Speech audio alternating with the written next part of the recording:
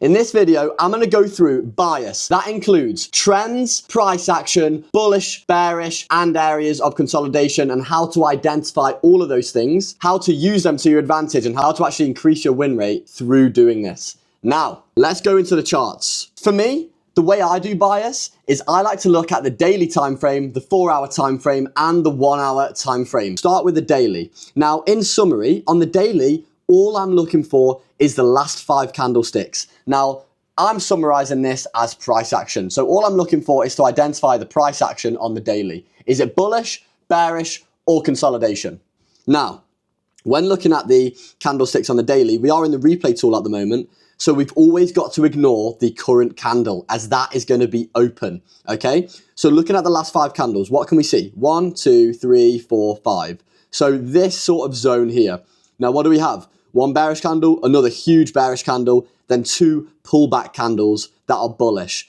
In this picture, I am going to be bearish, guys, because this pull-up is exactly that. It's a pull-up, not a change in direction, and there is a big difference. So on the daily time frame, when we're looking at price action, we're just trying to paint a picture. What has happened? Well, I can see that we've had a move down that's created an imbalance, and then a move up that's filled that imbalance, and then a move down after that, asserting that it was just a move up to fill an imbalance and not a change in direction, okay? So another example on the daily, just to get your head around this on a bullish and bearish example. So let's go to a random point here. Now, I'm gonna show you the point in which I would go bullish, okay? So I would be bearish here on the daily.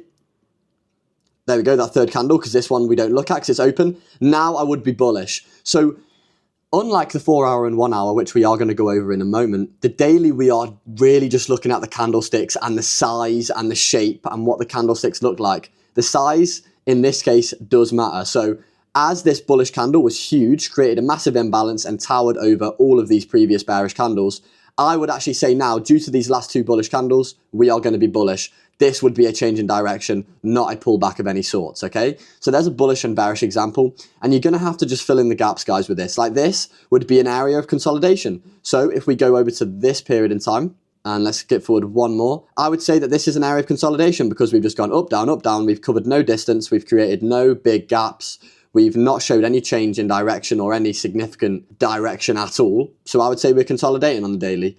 And now let's go on to the 4-hour. Now, so we've done daily. Okay, this is going to be a quick video for you guys because, as you know, I day trade the simplest way possible. I have 2 models, the full MAC model and the hybrid model. We're teaching about the bias on the hybrid model right now today. The full MAC model, the bias is even easier. So I will be making a video on that soon.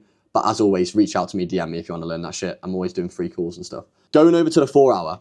Now, the 4-hour, we're using our fractals indicator, which obviously you guys have already dialed up. We do loads of videos on this. The fractals indicator is an essential.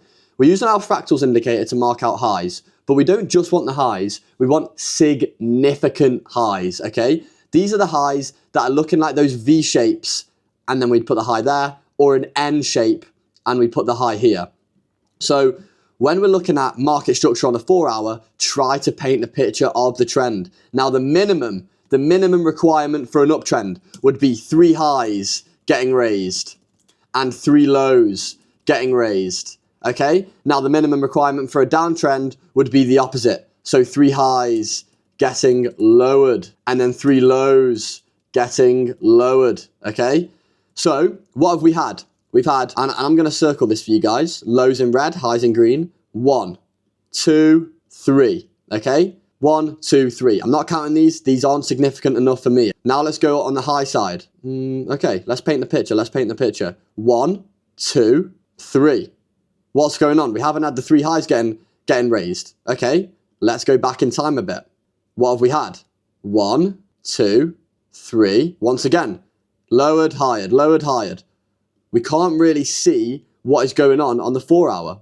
The lows are quite obvious, but the highs, not so much. Okay, what we want to do in situations like this is just keep going back until we find what the trend was previously.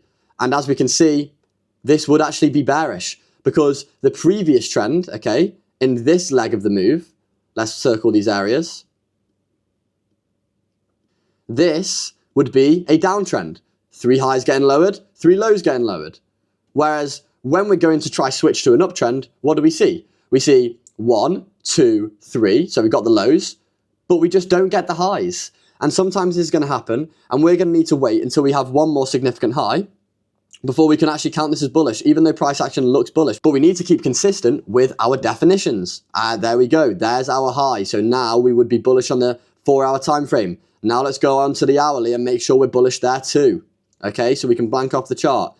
I'm not going to circle these ones because the 4-hour ones are already in the way. What have we got on the low side? 1, 2, 3. High side? 1, 2, 3. High side all in check. Let's recheck the daily. Daily is clearly bullish. Sweet. Now we would be taking buys. All of our time frames have to align in order to do this. So if our daily is bearish and then our 4-hour and 1-hour are bullish, that would go into bias misaligned, and we would take the green tag off it. If we're bullish, we'd put it in our trending tab on the right here and slap it with a green tag so we know that we're taking buys, because we are trading multiple different assets and we don't want to get confused, okay? So in this situation, we would be taking buys, which guess what?